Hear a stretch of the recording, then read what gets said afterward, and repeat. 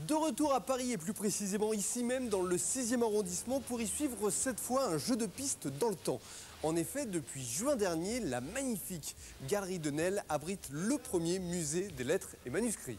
C'est donc pour nous l'occasion rêvée de côtoyer d'un peu plus près l'intimité de personnages aussi marquants que De Gaulle, Gandhi ou Voltaire.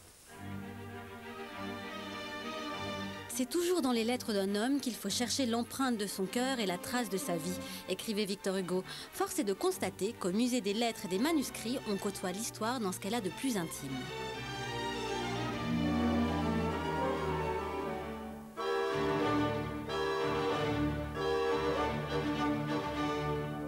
On se retrouve dans les coulisses du pouvoir, on croise des noms aussi mythiques que ceux des présidents américains, Nixon, Ford et Kennedy. Et il y a également Eisenhower qui, le 7 mai 1945, annonce que la mission des forces alliées a été remplie et prévient ainsi ses états-majors de la capitulation nazie dans un message top secret. On peut suivre les opérations de la libération de Paris à travers les nombreuses missives des généraux De Gaulle et Leclerc, notamment l'ordre de cessez-le-feu signé par le général Leclerc le 9 mai 1945. Mais la grande fierté du musée est ailleurs.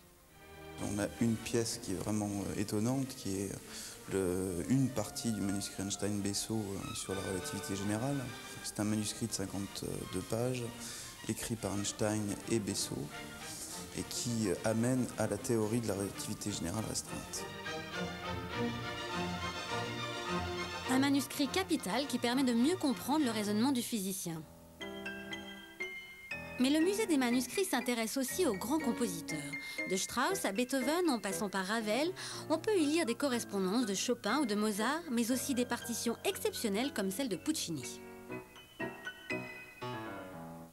Une grande place est réservée aux artistes du XXe siècle. Ainsi, Chagall réalise un magnifique dessin sur un livre d'or, par ailleurs signé par d'autres artistes.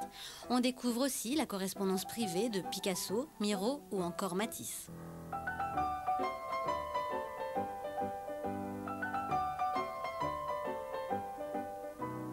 Il y a une pièce qui m'amuse beaucoup dans ce musée, c'est une lettre de Monet. Monet écrit à différentes personnes au sujet de l'Olympia de Manet pour que ce tableau ne sorte pas de France et soit racheté par le Louvre. Une quête fructueuse puisqu'aujourd'hui ce tableau est au musée d'Orsay.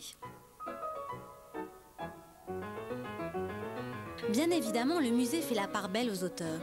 Entre les lettres de Verlaine ou Cocteau, on remarque le poème très original d'Éluard avec une calligraphie en spirale. Parmi les trésors, ne ratez surtout pas la réflexion de Jean-Jacques Rousseau sur l'amitié, un texte d'une beauté rare. Pour conclure, comme ces écrits sont issus de collections privées, vous aurez certainement la chance de découvrir de nouvelles pièces lors de vos prochaines visites.